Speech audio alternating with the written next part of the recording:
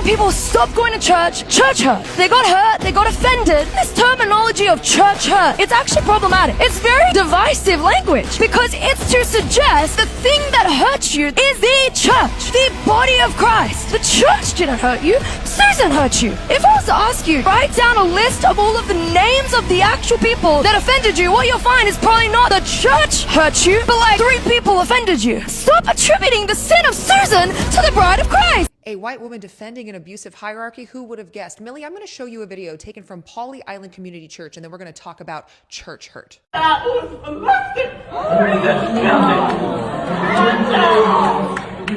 My child. And Nikki told me.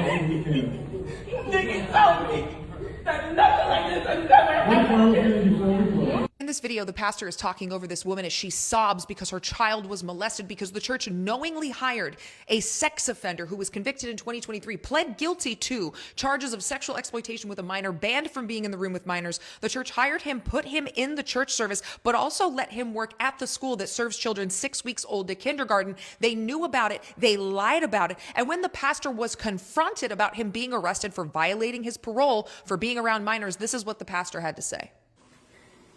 He's not allowed to have contact with minors.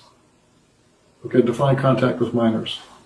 Going in classrooms. I mean, define contact with minors. Like this, Don, Pastor Don. Yeah, that's Warren Perry. That's the sex offender in a room of children.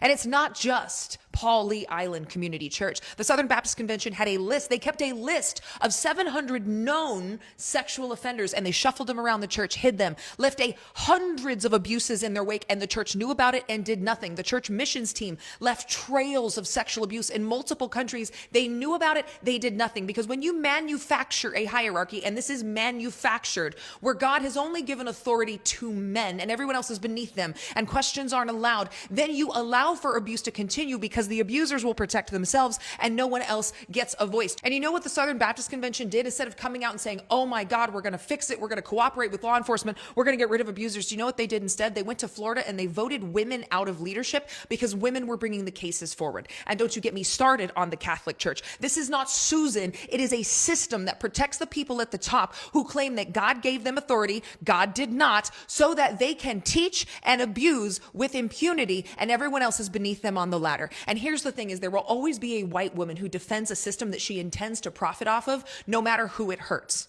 Millie.